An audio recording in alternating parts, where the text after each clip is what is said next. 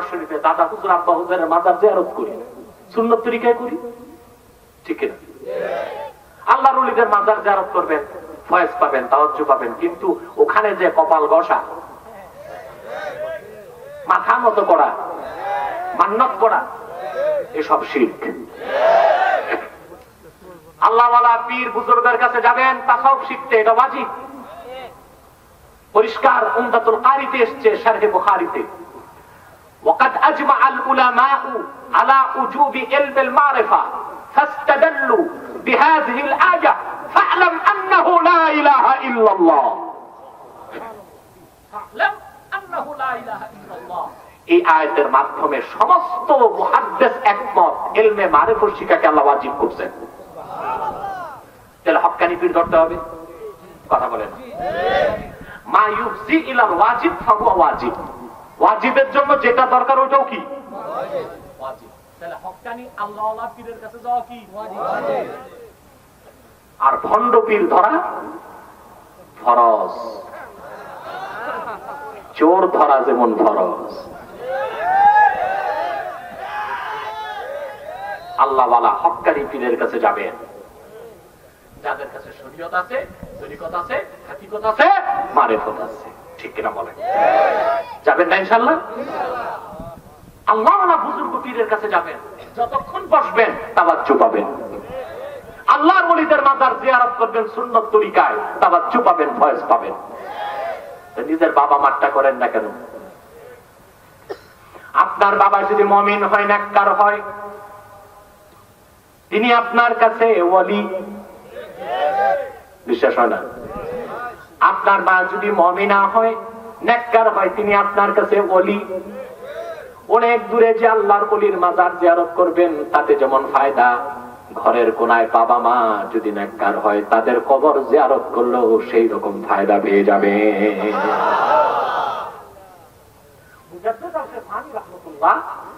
সপ্তাহে একদিন ওনার মায়ের কবর জিয়ারত করবেন।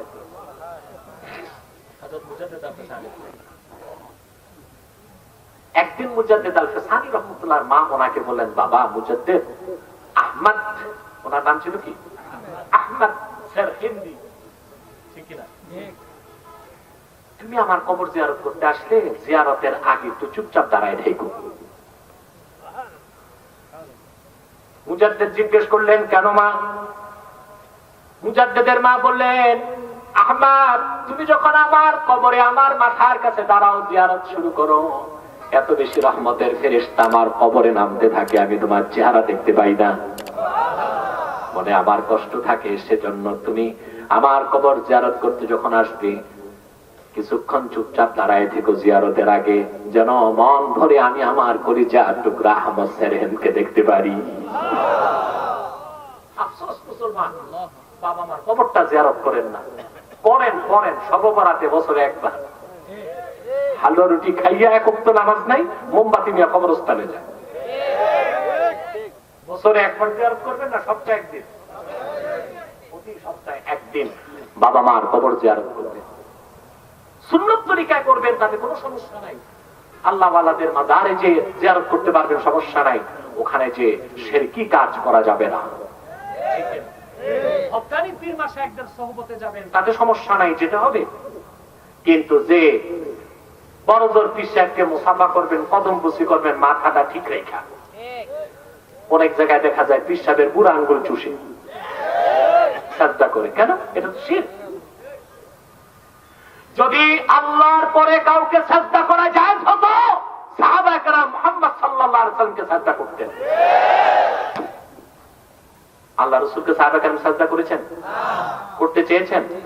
জি, চেয়েছেন।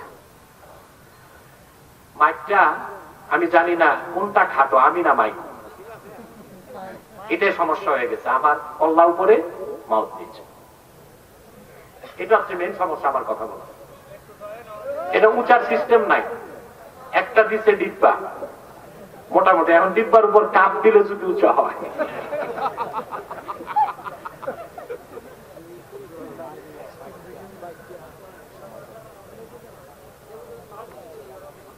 ভাই বন্ধুগণ, খেয়াল করতেছেন কথা? 1 ঘন্টা তো হয়ে গেছে, আর 20টা মিনিট কষ্ট করবেন ইনশাআল্লাহ সবাই।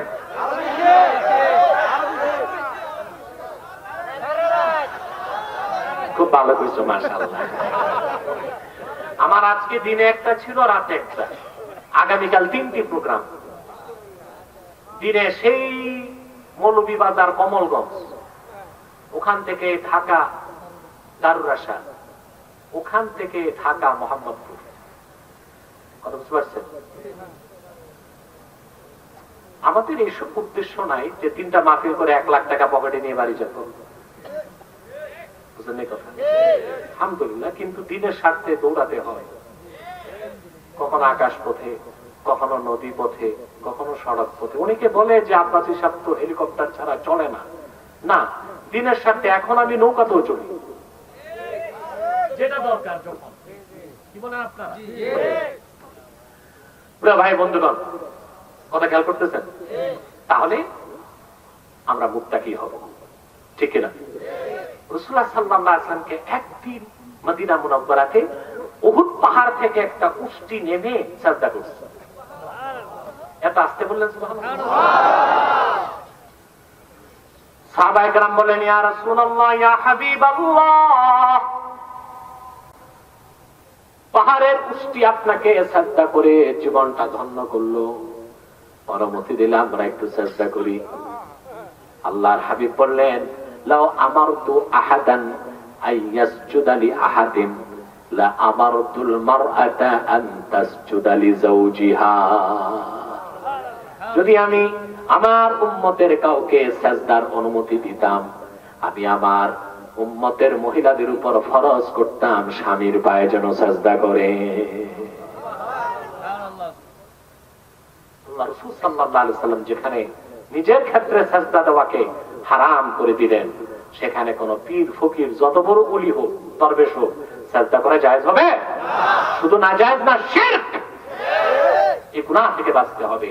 এখন কোরআন সুন্নাহর স্পষ্ট কথা বলবো আর বলবেন ওহাবি, তাহলে তো সাধারণ মানুষ ভাববে তো ওহাবি হইলেই না যান। কথা বলেন, আপনারা তো ওহাবিদেরকে আরো পৃষ্ঠপোষকতা দিচ্ছেন, ঠিক না? না, শরীয়ত বাদ দিয়া সুন্নি হওয়া যায় না। শরীয়ত বাদ দেয়া সুন্নি হওয়ার কোন সুযোগ নাই। সম্পূর্ণভাবে শরীয়তকে গ্রহণ করতে হবে। আল্লাহর হাবিব মুহাম্মদ সাল্লাল্লাহু আলাইহি ওয়াসাল্লামের মুহাব্বত অন্তরে লালন করে শরীয়তকে যখন মানবেন, গুনার কাজ ছাড়বেন, আপনি হয়ে যাবেন মুত্তাকি। আপনার আরেক নাম হবে সুন্নি, আপনারই আরেক নাম হবে জান্নাতি। বলেন সুবহানাল্লাহ। সেজন্য আল্লাহ তাআলা বলেছেন হুদাল লিল মুত্তাকিন।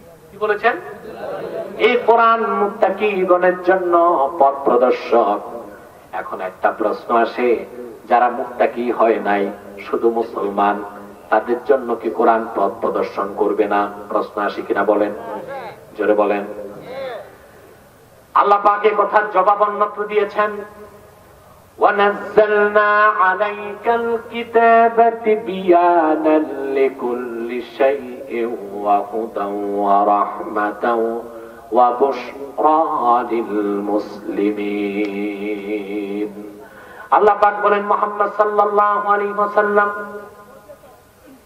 আমি আপনার উপর এই কোরআন নাজিল করেছি তিবিয়ানাল লিকুল্লি শাই, সবকিছু সুস্পষ্ট ব্যাখ্যা হিসেবে।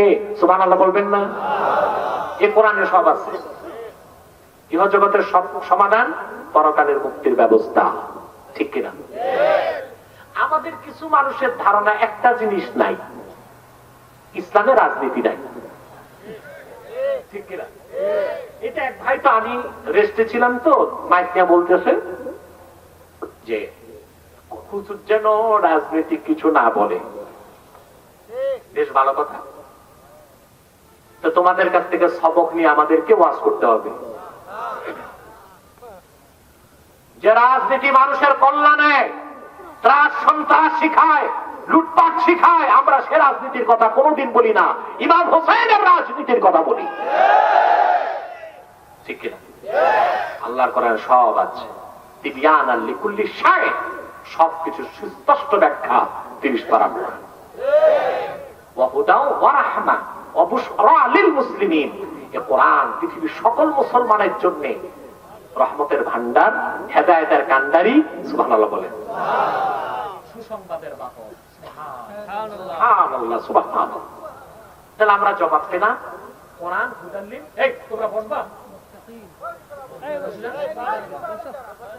কোরআন হুদাল লিল মুত্তাকিন, মুত্তাকিগণের জন্য পথ প্রদর্শক। কোরআন হুদাল লিল মুসলিমিন, পৃথিবীর সব মুসলমানের জন্য পথ প্রদর্শক। কটা জবাব পেলাম? হুদাল লিল মুত্তাকিন, হুদাল লিল মুসলিমিন, কোরআন মুত্তাকিদের জন্য পথ প্রদর্শক, কোরআন মুসলমানগণের জন্য পথ প্রদর্শক। সুবহানাল্লাহ বলবেন না? এখন প্রশ্ন আসে, যারা মুসলমানই হয় নাই, অমুসলিম, তাদের জন্য কি কোরআন পথ প্রদর্শক নয়?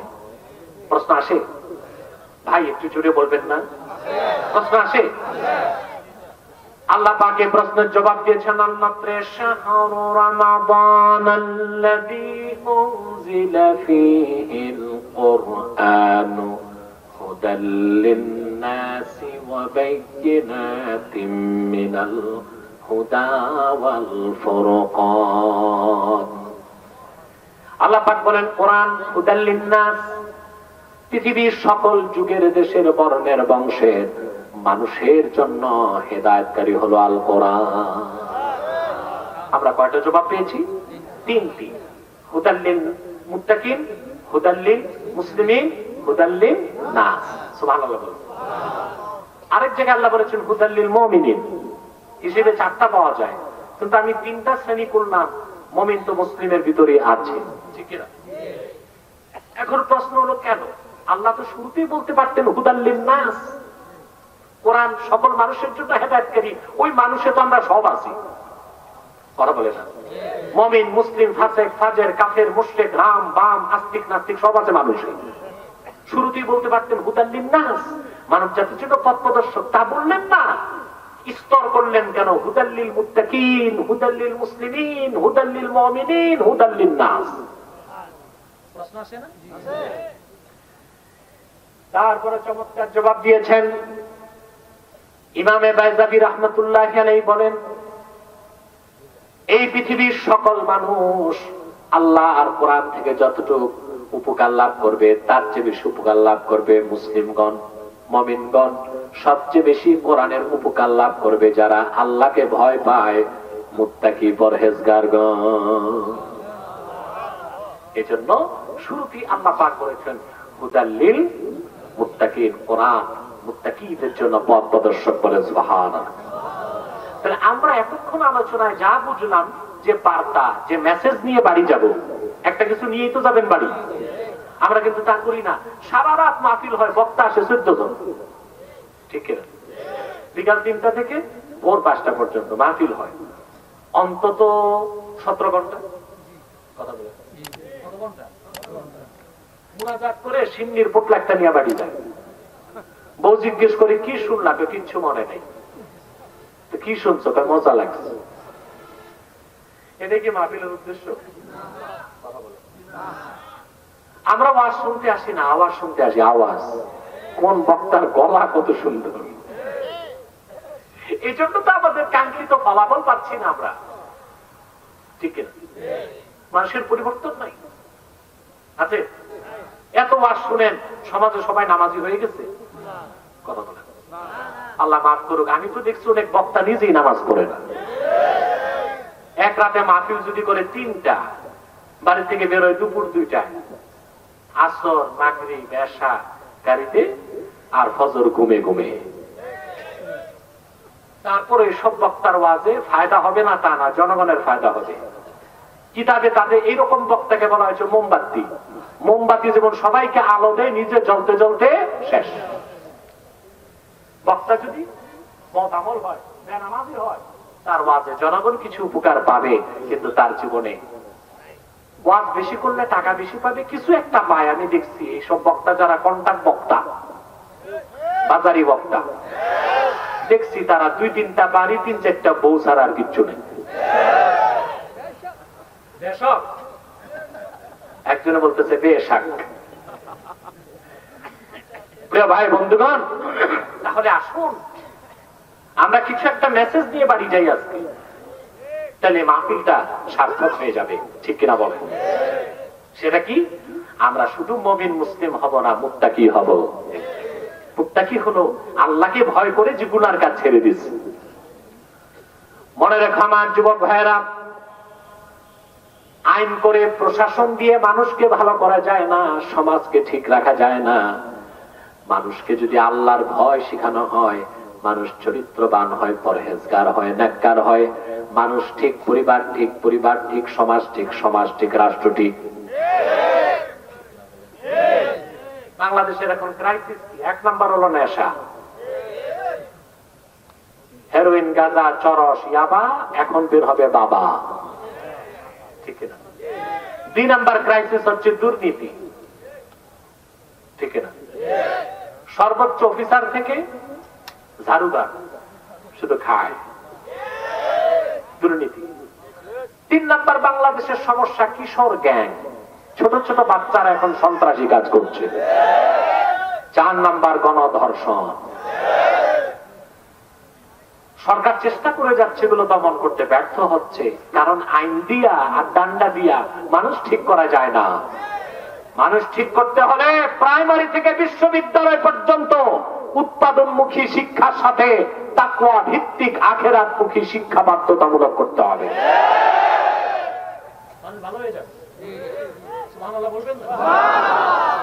মানুষ গুনার কাজ ছাড়বে কেন যদি আল্লাহর ভয় না থাকে? মানুষ গুনার কাজ ছাড়বে কেন? কারণ মানুষের মনটাই চাই গুনার কাজ করতে। কি মন চায়? তুমি কি মন চায়? গুনার কাজ করতে। কারণ প্রত্যেকটা গুনায় শয়তান মজা ঢেলে রাখছে। কি ঢেলে রাখছে? আমার প্রিয় ভাই বন্ধুগণ, আল্লাহ পাক কোরআন কারীমে বলেন, ফাআম্মা মান খাফা মাকামা রাব্বিহি ওয়া নাহান নাফসা আনিল হাওয়া ফাইন্নাল জান্নাতা হিয়াল মাওয়া। আর যে ব্যক্তি কাল কিয়ামতে আল্লাহর সামনে দাঁড়াবার ভয় অন্তরে পোষণ করলো, আর তার মন যা চাইলো তার থেকে নিজের রুচিকে দূরে রাখলো, মৃত্যুর পরে হাসর নসরে জান্নাত হবে তার বাড়ি। অতএব তাকওয়া, আল্লাহর ভয় অন্তরে তৈরি করতে হবে। রাজি আছেন? যারা বলেন রাজি আছেন? আল্লাহর ভয় যখন অন্তরে চলে আসে, তখন মানুষ আর গুনার কাজ করতে পারে না। দুর্নীতি দমনের জন্য তখন অ্যান্টি কারাপশন লাগবে না, দুদক লাগবে না। প্রতিটা মানুষ সেলফ ডিফেন্স, সে নিজেই নিজেকে অপরাধ থেকে রক্ষা করবে, ঠিক কিনা বলেন?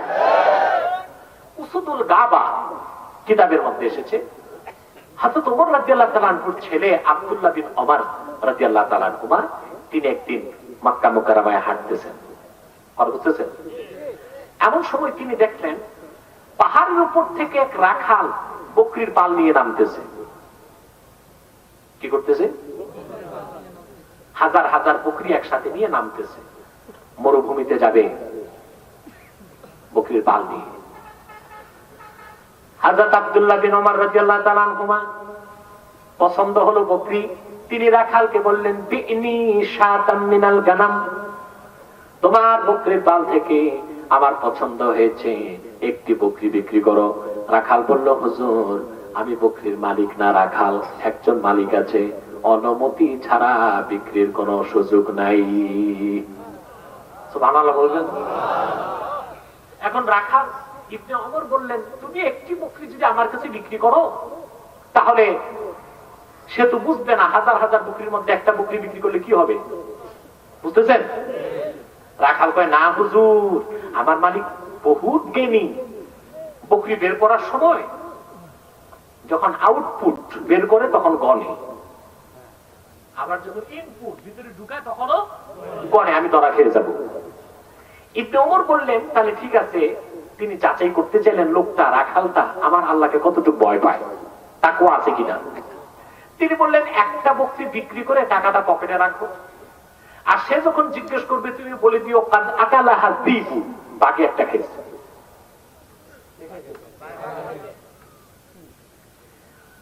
অবাক হয়ে যাবেন মুসলমান, বেদুইন রাখাল কি জবাব দিল? হাদিস সাক্ষী,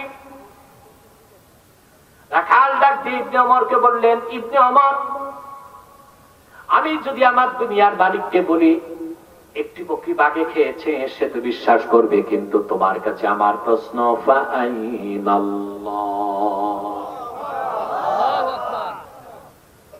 মালিকুল আমলাক, সকল মালিকের যিনি মালিক আল্লাহ তাআলা, ওনাকে আমি কি বুঝ দিব? মুসলমান, এর নাম তাকওয়া। এই বুঝ যখন আমাদের মধ্যে চলে আসবে, আল্লাহর ভয় জাগ্রত হবে হৃদয়ে, আমরা মুত্তাকি হব। তখন ফাইল ঠেকায়া ঘুষ খাওয়া সম্ভব হবে না, খাদ্যে ভেজাল মেশানো সম্ভব হবে না, অস্ত্র হাতে আরেকজন মুসলমানকে জবাই করা সম্ভব হবে না, ঠিক কিনা বলেন? একজনের জমির বাউন্ডারি ধাক্কায় আরেকজন ঢুকবে, তা সম্ভব হবে না। থাক, জেনা তো দূরে থাক, জেনার চিন্তাও তো মনে আসবে না। তাকওয়া সবচেয়ে বড় জিনিস, ঠিক কিনা বলেন? এই তাকওয়া যখন অন্তরে আসবে, আপনি হয়ে যাবেন মুত্তাকি। আপনি যখন মুত্তাকি হবেন, আল্লাহর জান্নাত আপনার জন্য হয়ে যাবে ওয়াজিব। বলেন সুবহানাল্লাহ।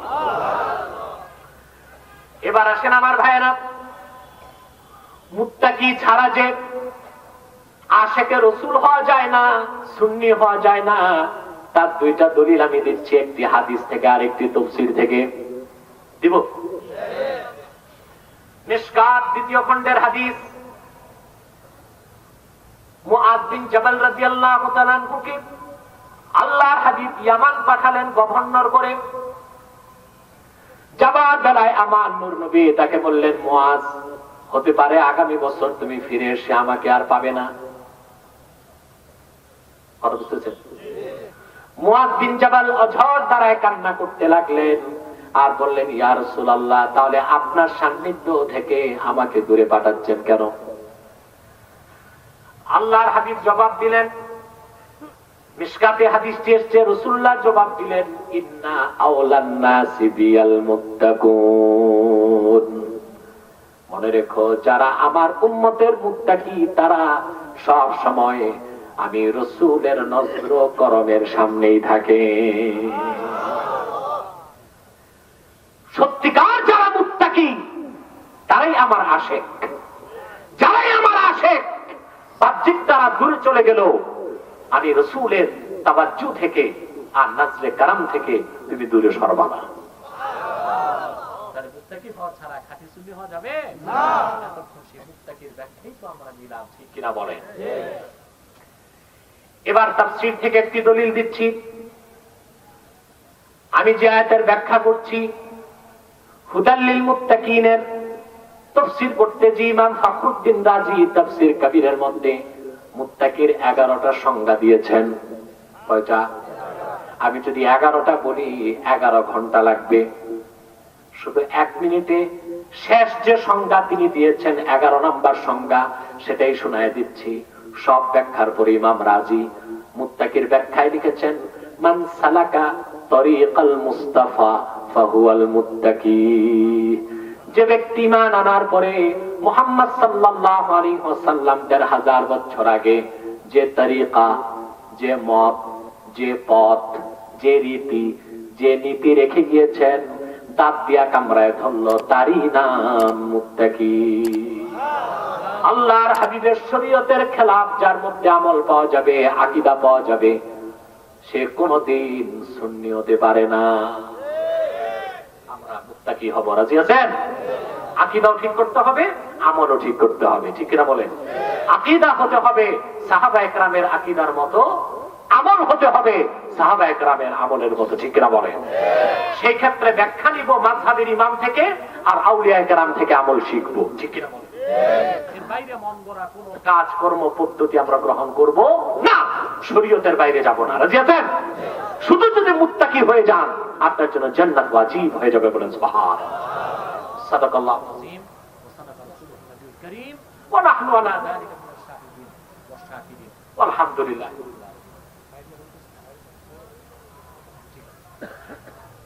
অমিয়াশা, আপনাদের মুনাজাত লাগে না? ওনারা ওলি দরবেশ, মুনাজাত লাগে না। আমার মতো গুনাহগার যারা আছেন, একটু বসেন। মুনাজাত মানে তওবা, ঠিক না? আল্লাহ কবুল করুক, মঞ্জুর করুক, বলুন আল্লাহুম্মা আমিন। আমার যে ভাইরা দাঁড়িয়ে আছেন, একটু বসবেন আপনারা কষ্ট করে, কয়েক ঘন্টা দাঁড়ায় আছেন, আপনাদের কোমরের হাড্ডি আর হাড্ডুর স্প্রিং যে শক্ত আমি বুঝতে পারছি। একটু বসেন। সম্মানিত শুধু আলহামদুলিল্লাহ ব্যাপক অপপ্রচার হয়েছে, আমি আসবো না, শুনছেন না আপনারা যে আমি আসবো না। উদ্দেশ্য ছিল যেন লোকজন না আসে। আলহামদুলিল্লাহ আমাদের যতটুকু লোক দরকার ছিল তার চেয়ে বেশি চলে আসছে, আলহামদুলিল্লাহ বলে। তবে যারা বিভ্রান্তির কারণে আসতে পারলো না, আল্লাহ তাদেরকে হেদায়েত করুন। আমি আর কষ্ট দিচ্ছি না আপনাদের। আমি বিদায় বেলা আপনাদের কাছে আমার করজোর অনুরোধ করে যাই, আপনারা এখানে বিভিন্ন দলের লোক আছেন, আচ্ছা আমাদের পরিচয় কি দল না? আমরা একটা দল, আমরা মুসলমান। রাজনৈতিক মতভেদ থাকতেই পারে, তা থাকবে রাজপথে, তা থাকবে সংসদে, ঠিক কিনা? কিন্তু সকল দলের মুসলমান আমরা ঐক্যবদ্ধ হয়ে যাব দিন ইসলামের স্বার্থে, মুসলমানের স্বার্থে, বাংলাদেশের স্বাধীনতা সার্বভৌমত্বের স্বার্থে। মনে থাকবে? কথা বলেন।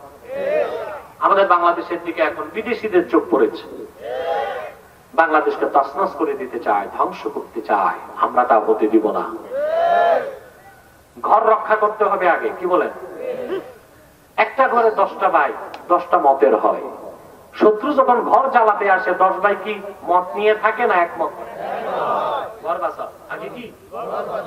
আমাদের বাংলাদেশ আগ্রাসনের মুখে পড়ুক, বিদেশিদের চক্রান্তের চোরাবালিতে পা দেখতে আমরা চাই না। বাংলাদেশের উন্নয়ন দেখে বিজাতির মাথা খারাপ। আমরা বাংলাদেশিরা এখন উপমহাদেশের সবচেয়ে ধনী। পাকিস্তান এবং ইন্ডিয়া থেকেও আমাদের জনগণ ধনী। আমাদের বার্ষিক ইনকাম হয়ে গেছে $1800 বেশি জিডিপি। আলহামদুলিল্লাহ বলেন।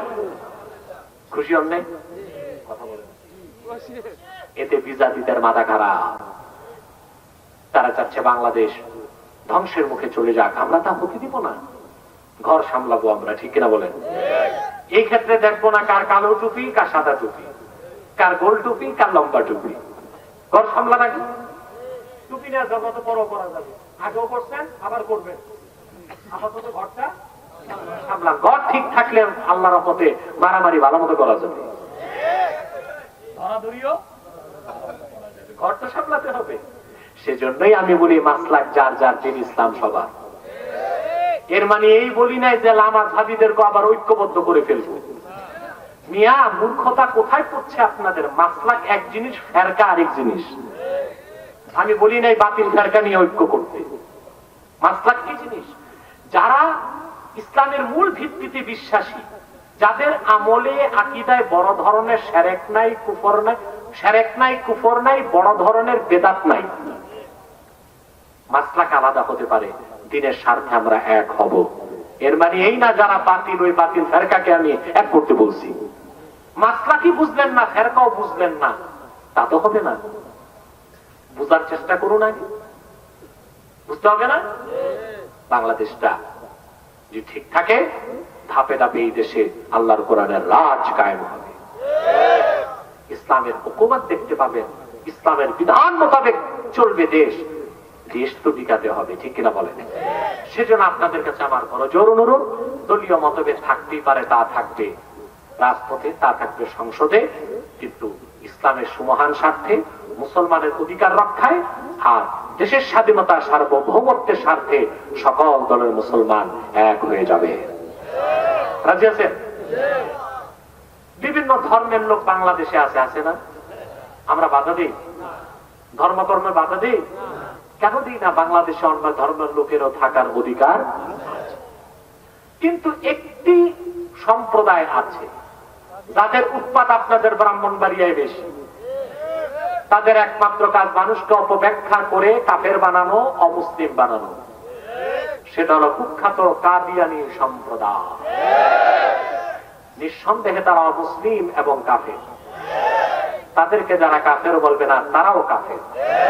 কারণ তারা আল্লাহর আখির নবী মুহাম্মদ সাল্লাল্লাহু আলাইহি সাল্লামকে আল্লাহর শেষ নবী হিসেবে বিশ্বাস করে না। চিল্লায় বলেন নাউজুবিল্লাহ। এজন্য তারা কি জোরে বলেন? তারা মানুষকে ধোঁকা দিতে মুসলমানদের মতো দাঁড়িয়ে রাখে, টুপি লাগায়, তাই বলে কি মুসলমান হবে? মুসলমানের মতো নাম রাখে, তাই বলে কি মুসলমান হবে? আরে ভাই, দাঁড়িয়ে রাখলেই কেউ যদি মুসলমান হতে পারতো, তো রবীন্দ্রনাথ ঠাকুরের চেয়ে বড় মুসলমান কে হইত? টুপি লাগালে মুসলমান হওয়া যায়? মহাত্মা গান্ধী 1.5 হাত লম্বা টুপি লাগাইত, সে কি মুসলিম ছিল না অমুসলিম? নাম রাখলে মুসলমান হওয়া যায়? এক শয়তান বোতলে পেশাব করছে, ঢাকনা লাগায় নাম দিয়েছে শরবত। কি দিছে? শরবত হবে? কাদিয়ানীরা অমুসলিম, কাফের। আব্দুল আব্বাল, আব্দুস সামাদ, মুবাশশির আলী, কবির চৌধুরী, এসব নাম রাখার দ্বারা তারা মুসলমান হতে পারে না।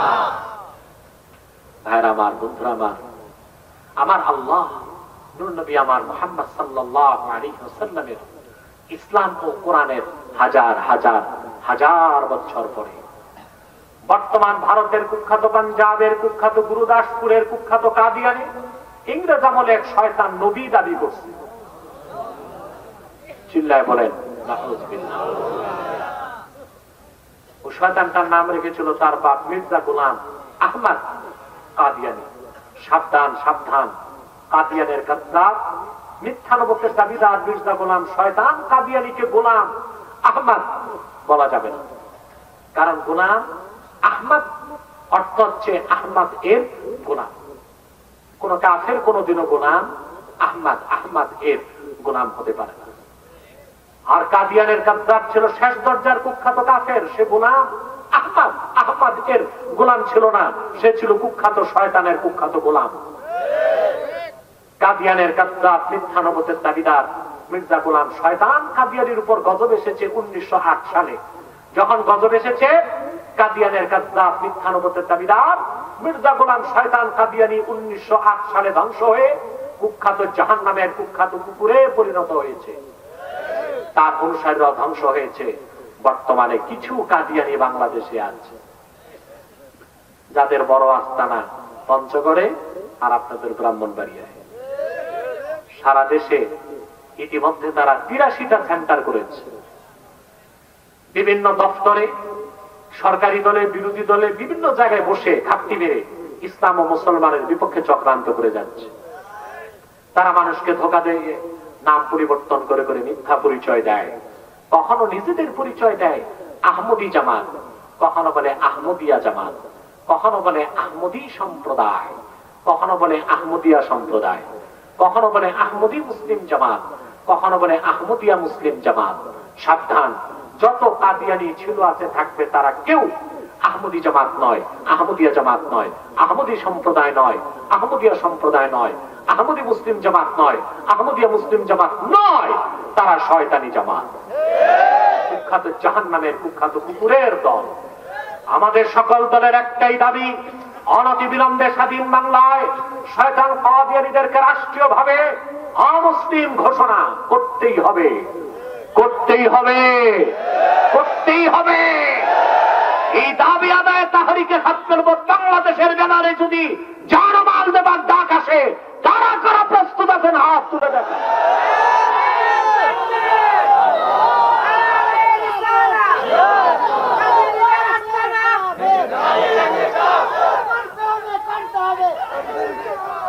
আমার প্রিয় ভাই ও বন্ধুগণ,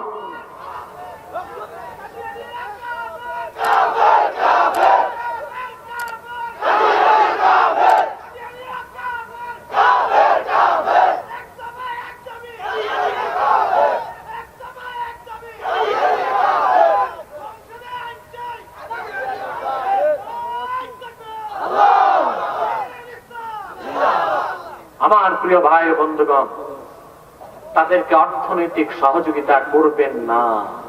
করবেন? করেন? করেন আপনারা? প্রাণ কোম্পানির যত জিনিস তাদের, সেজান কোম্পানির জুস তাদের, RFL এর পণ্য তাদের, প্রথম আলো, ডেইলি স্টার, কালের কণ্ঠ, এগুলো তাদের। এগুলো ধরবেন না, কিনবেন না, বেচবেন না। মনে থাকবে? বিদায় বেলা আরেকটু সাবধান করে দেই। আরেকটি বিষয়ে সাবধান করছি, তা হচ্ছে করোনা ভাইরাসের চেয়ে মারাত্মক একটা ভাইরাস আপনাদের মধ্যে ঢুকতেছে, সেটা হলো সুদ। খুব বেড়ে গেছে এই সুদ থেকে বাঁচতে হবে। সুদ মুক্ত সমাজ করতে হলে একটাই পদ্ধতি, সুদখোরকে বর্জন করতে হবে সামাজিক ভাবে।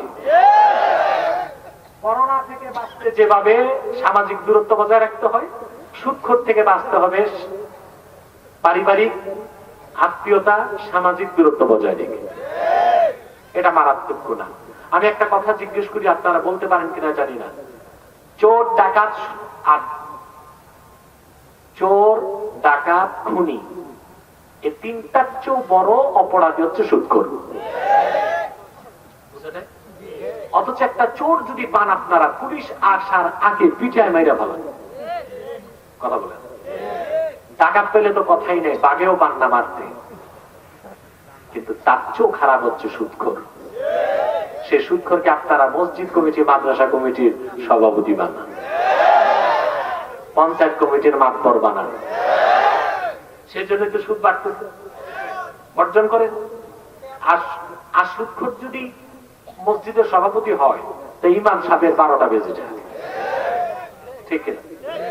নিজে পেশাব করে পানি নেয় না, দূরবীনটা ইমামের দিকে থাকে। ইমাম পেশাব করে পানি নিছে কিনা, পানির পর ঢিলা নিছে কিনা, ঢিলা নিয়ে ভালা পানি করছে কিনা, কিন্তু নিজে পেশাব করে না। সুদখোর ঘুষখোরকে সামাজিক ভাবে বর্জন করুন। হাদিসে এসছে, আকলু দিরহামিন মিনার রিবা আশাদ্দু মিন 33 জানিয়া ইয়াজনিহার রাজুল। 1 দিরহাম সুদ খেলে খাওয়া, 1 দিরহাম সুদ। আরব আমিরাতের 1 দিরহাম বাংলাদেশের 22 টাকা। এই 22 টাকা পরিমাণ সুদ খাওয়া 33 বার জিনা করার চেয়ে বড় গুনাহ। সুদ ছাড়তে হবে। রাজি আছেন না? সমস্ত সুদ বর্জন করবেন, ঘুষ বর্জন করবেন, সমাজ ঠিক হয়ে যাবে ইনশাআল্লাহ। পারবেন তো? এখন আসুন আমরা মুনাজাত করি। কিছু প্রশ্ন এসেছে, আমি উত্তর দেওয়ার চেষ্টা করছি। আপনারা 11 বার ইস্তেগফার করুন, 1 বার সূরা ফাতিহা পড়ুন। এই মাহফিলটা আপনারা খুশি না বেজার? জোরে বলেন। হযরত আল্লামা শাহ সুফি সালমান সিদ্দিকী জৌনপুর রহমাতুল্লাহ প্রতিষ্ঠিত এই খানকাকে কেন্দ্র করি তো আজকের মাহফিল, ঠিক না? ওনার সাহেবজাদারা মাওলানা মাকফুরুল হক সিদ্দিকী, আবুল হাসান সিদ্দিকী, আইডি সিদ্দিকী, তারা সবাই উপস্থিত আছে। অন্যান্য ভাইরা উপস্থিত আছে, আলহামদুলিল্লাহ। বলেন আলহামদুলিল্লাহ। তাদের তত্ত্বাবধানে এলাকাবাসীর সহযোগিতা আজকের মাহফিল। এটা আপনারা খুশি না বেজার? আগামীতে মাহফিল যারা করুক, এটা কি চান আপনারা? যেটা বলেন, এখানে কোনো কালেকশন নাই, আর আমি নিজেও কালেকশন পারি না। আমাকে কালেকশন করতে দেওয়া আর হাত পা বেঁধে পানিতে ফেলে সাঁতার কাটতে দেওয়া এক কাজ। কালেকশন করার বিদ্যা আলাদা। এটা কি এইটারে কতক্ষণ কাইন্দা কাইটা টিপা টাইপা মানুষকে নরম করতে হয়, এটা থাকতে পারি না। অতএব আমি সাদা মাথা আপনাদেরকে বলছি, আগামী বছর মাহফিলের জন্য যদি কেউ থাকেন, পোস্টারটা দিবেন, প্যান্ডেলটা দিবেন, মাইকটা দিবেন, একটু বলেন, আমি দোয়া করে দিই। যদি কেউ থাকেন, এবং আপনাদের মধ্যে থাকার কথা। আর কিছু লোক রুমাল নিয়ে চলে যাক। স্বেচ্ছাসেবক, তোমরা রুমাল নিয়ে মাঠে চলে যাও। বড় অঙ্কের কিছু দিতে না পারলেও অন্তত 50 টাকা 100 টাকা করে দিবেন। এত বড় মাহফিল যেন তারা ঋণগ্রস্ত না থাকে। পারবেন না ইনশাআল্লাহ? একটু জিকির করেন, লা ইলাহা ইল্লাল্লাহ। এই ভাই কি বললেন? দাঁড়ান দাঁড়ান, আপনি কি দিবেন? আলহামদুলিল্লাহ, হাবিব মিয়া দিবেন। সাল্লাল্লাহু আলাইহি ওয়াসাল্লাম, সাল্লাল্লাহু আলা মুহাম্মাদ, সাল্লাল্লাহু ইয়া নবী, সালাম আলাইকা ইয়া রাসূল, ইয়া হাবিব,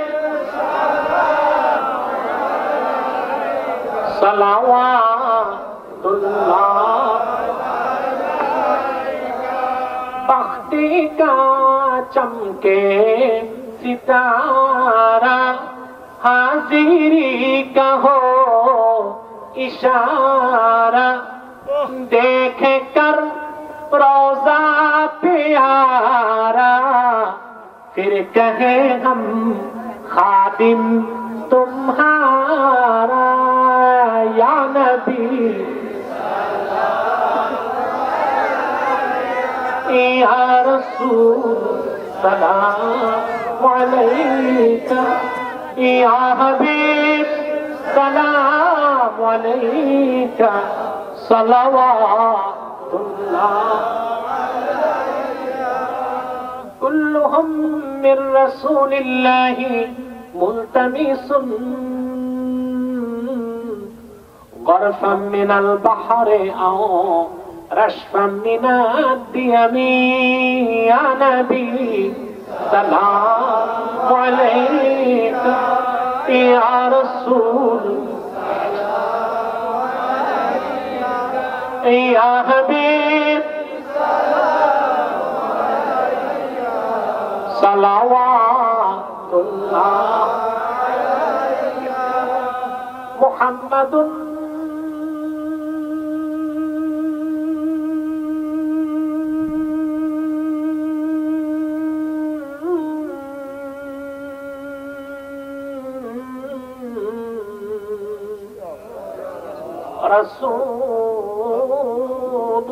रसूलुल्लाह सल्लल्लाहु अलैहि वसल्लम, खतमल्लाहु बिहि नबुव्वह व हकमा ला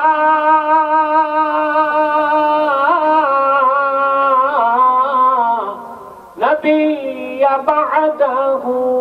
या नबी सलाम अलैका, या रसूल सलाम अलैका, या हबीब सलाम अलैका,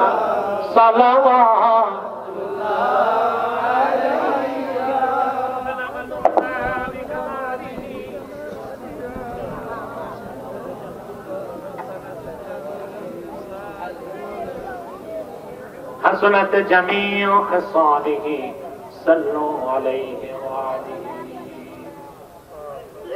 আমার লিখিত দারসুল হাদিস সিরিজ 1 এখানে আছে আলহামদুলিল্লাহ। 3টি হাদিসের ব্যাখ্যা একটি কিতাবে পাবেন। আপনার স্টেজের ডান পাশ থেকে মোনাজাতের পর নিয়ে যাবেন।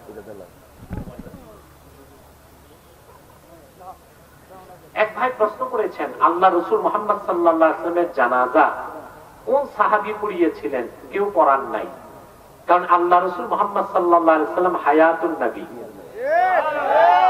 জিন্দা নবী। অতএব ও আর ওনার সামনে ইমাম হওয়ার কেউ ছিল না, কারণ উনি ইমামুল মুরসালিন। তো সাহাবায়ে কেরাম কি করেছেন? আল্লাহর হাবিব মুহাম্মদ সাল্লাল্লাহু আলাইহি ওয়াসাল্লামের সামনে দাঁড়িয়ে দোয়া করেছেন। কি করেছেন? দোয়া করেছেন আলাদা আলাদা ভাবে। দোয়াতে কি করেছেন? আমরা তো আমাদের জন্য পড়ি আল্লাহুম্মা গফিরলি হাইয়িনা ওয়া মাইয়িতিনা, আল্লাহ আমাদের জীবিতকে মাফ করো, মৃতকে মাফ করো। রাসূলুল্লাহ তো ছিলেন নিষ্পাপ, তো কি দোয়া করেছেন সে ব্যাপারে মুহাক্কিকুন বলেন আল্লাহ রাসূলের সামনে দাঁড়িয়ে শুধু দরুদ সালাম পড়েছেন।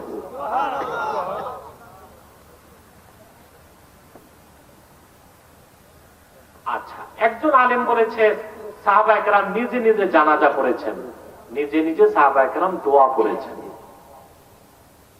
আচ্ছা, আসুন মাওলানা আইডি সিদ্দিকী তিনি বায়াত দিচ্ছেন এবং তাকে আমি ইজাজত দিচ্ছি তরিকতের কাজ করার জন্য। আপনার সাথে আপনারাও পড়তে পারেন তওবার নিয়মে। বিসমিল্লাহির রহমানির রহিম। या अल्लाह तौबा किया मैंने सब बुरी बातों से और सब बुरे कामों से। बिस्मिल्लाहिर्रहमानिर्रहीम। ला इलाहा इल्लल्लाह मुहम्मदुर रसूलुल्लाह सल्लल्लाहु अलैहि वसल्लम। अल्लाह के सिवा कोई नहीं है माबूद बंदगी की लायक, और मोहम्मद सल्लल्लाहु अलैहि वसल्लम अल्लाह के भेजे हुए रसूल है, आखिरी नबी है। बैअत किया मैंने बीच तरीका, चिश्तिया, क़ादरिया, नक्शबंदिया, मुजद्ददिया और मोहम्मदिया सल्लल्लाहु अलैहि वसल्लम। ऊपर हाथ मोहम्मद इनायतुल्लाह खलीफे शेखुल मशाइख हजरत मौलाना व मुर्शिदुना शाह सूफी निसार अहमद अब्बासी व सिद्दीकी जौनपुरी मरहुम मकफूर के खलीफे शेखुल मशाइख हजरत मौलाना व मुर्शिदुना शाह सूफी सिद्दीक अहमद अब्बासी व सिद्दीकी जौनपुरी के। या अल्लाह, आप इन तरीकों की नेमतें मेरे नसीब फरमाइए। रब्बना तक़ब्बल मिन्ना इन्नका अंतस समीउल अलीम व तुब अलैना इन्नका अंतत तव्वाबुर रहीम। আল্লাহ তাআলা হযরত সালমান সিদ্দিকী জনপুরি রহমতুল্লাহর প্রতিষ্ঠিত আজকের এই খানকাহে গভীর রাতে তোমার হাজার হাজার নেককার বান্দা পর্দার আড়ালের মা বোন নিয়া ইয়তীমের মতো হাত পেতে দিয়েছি। এতগুলো মানুষের মধ্যে যার দুটো হাত তোমার ভালো লাগে আল্লাহ, তার দুটো হাতের বিনিময়ে আমাদের জীবনের সব গুনাহ খাতা তুমি মাফ করে দাও। আল্লাহ তাআলা রব্বুল আলামিন, হৃদয়ের গভীর থেকে দোয়া করি আল্লাহ, তোমার আখিরি নবী নূর নবী আমার মুহাম্মদ সাল্লাল্লাহু আলাইহি ওয়াসাল্লাম আজ থেকে ১৫০০০ বছর আগে দুনিয়া থেকে বিদায় নিয়েছেন। হায়াতুন নবী হিসেবে জান্নাতুল ফেরদাউস রওজা মুবারকে বিশ্রাম নিয়েছেন। জীবনে একবার তোমার হাবিব নূর নবী মুহাম্মদ সাল্লাল্লাহু আলাইহি ওয়াসাল্লামের জান্নাতুল ফেরদাউস রওজা মুবারকে উপস্থিত হয়ে গো আল্লাহ, তোমার হাবিবের নূরের কদমে দরুদ ও সালামের হাতিয়া দেবার আগে আল্লাহ তুমি ডাক দিও না। আল্লাহ তাআলা একবার বা একাধিকবার যারা সোনার মদিনায় নূরের মদিনায় যেতে পেরেছি, জীবনে বারবার তোমার আখিরি নবী নূর নবী মুহাম্মদ সাল্লাল্লাহু আলাইহি ওয়াসাল্লামের নূরের শহর মদিনাতুল মুনাওয়ারা জিয়ারতের জন্য তাদের কপালটা খুলে দাও। আল্লাহ তাআলা হৃদয়ের গভীর থেকে দোয়া করি আল্লাহ, তোমার আখিরি নবী নূর নবী আমার মুহাম্মদ সাল্লাল্লাহু আলাইহি ওয়াসাল্লামের নূরের চেহারা মোবারক স্বপ্নে একবার দেখে গো আল্লাহ, জান্নাত ওয়াজিব হবার আগে তুমি ডাক দিও না। একবার বা একাধিকবার যারা সোনার মদিনায় নূরের মদিনায় যেতে পেরেছি আল্লাহ, জীবনে বারবার তোমার আখিরি নবী নূর নবী মুহাম্মদ সাল্লাল্লাহু আলাইহি সাল্লামের নূরের চেহারা মোবারক দেখার জন্য আল্লাহ তাদের কপালটা তুমি সোনার কপাল বানায় দাও। আল্লাহ, আমাদের অনেকের বাবা নাই, অনেকের মা নাই, অনেকের বাবা মা একজন নাই।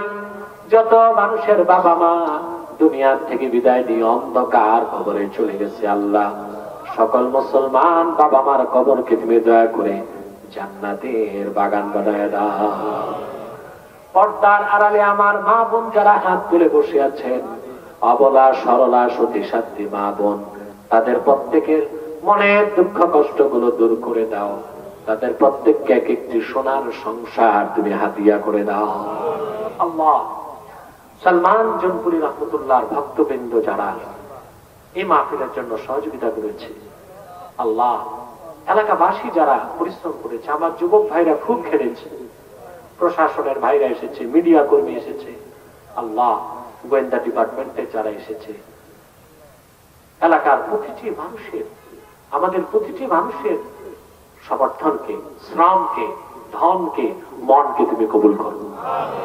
এই মাহফিলকে আমাদের নাজাতের জরিয়া বানায় দাও আল্লাহ, আমাদের মুশকিলাতকে আসান করে দাও, নেক হাজাত ও চাহাতকে কবুল করে দাও। ভাইরা আমার, 1 মিনিট সময় ছেড়ে দিলাম, চক্ষুটা বন্ধ করুন, দিলটা নরম করুন, মাথাটা নত করুন।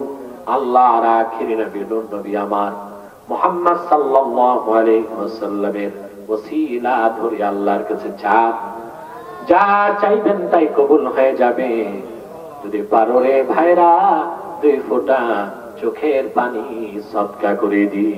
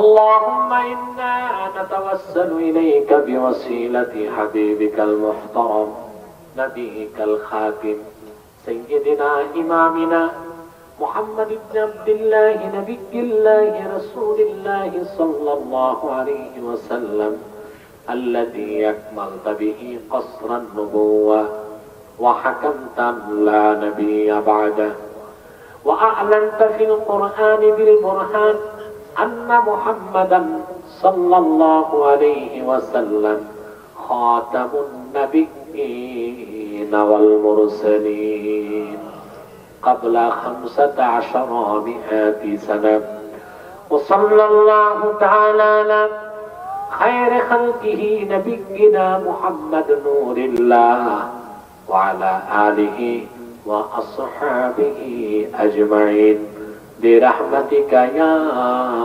أرحم الراحمين.